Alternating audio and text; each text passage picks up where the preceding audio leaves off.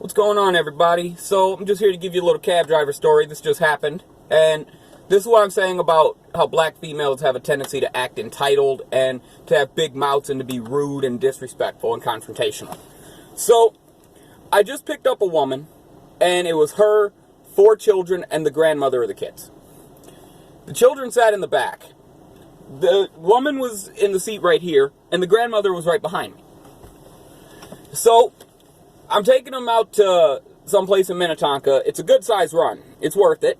But I'm almost at the place, and I look back, and I'll show you guys actually. That's from where her kids were eating in the car. Let me open this door real quick. This is where they were eating in the car, going back there. So I'll bring it and give you a better view. Now, after I show you this, I'll show you what makes it so bad. Now look. You see all that? That's what they did. But the fact, now, here's the thing that makes it worse. As you can see on the door while it closes. Look, caution, automatic door. No smoking, no eating, no drinking. That's on the vehicle. I look back, I see all those chips and shit on the ground, and I'm like, ma'am, did your children eat that in here? Because I didn't know for sure at first. She's like, yeah. I'm like, okay, ma'am, there's no eating in the car. I said it nicely, there's no eating in the car. And the grandmother behind me, she's like, well, you never told us that. I'm like, well, it's on the door. There's signs on the vehicle that say this. And they started getting mad, yelling, and saying I was being rude and everything else. And they started cursing at me, and it ended up being an exchange of words. I exchanged words with them. They exchanged words with me.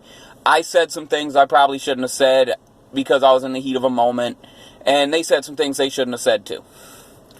But before we got to the exchange, I told them, look, if y'all are going to keep yelling at me in my car, you can get out. I'm not going to drive you. I'll pull off and I'll put you out the car.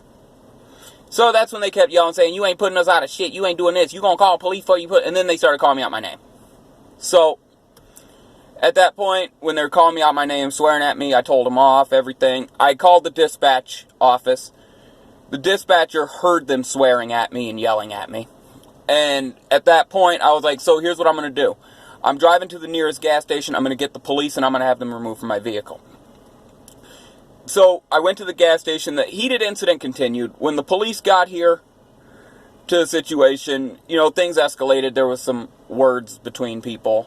But all in all, they got put out of the car, and I went on with my day, like I'm doing now. But this is what I'm talking about. You can't... When it comes to dealing with African American people, you can't criticize anything they do. They don't care about rules. They don't regard it. And it's not all blacks, but it's these ghetto-ass ones.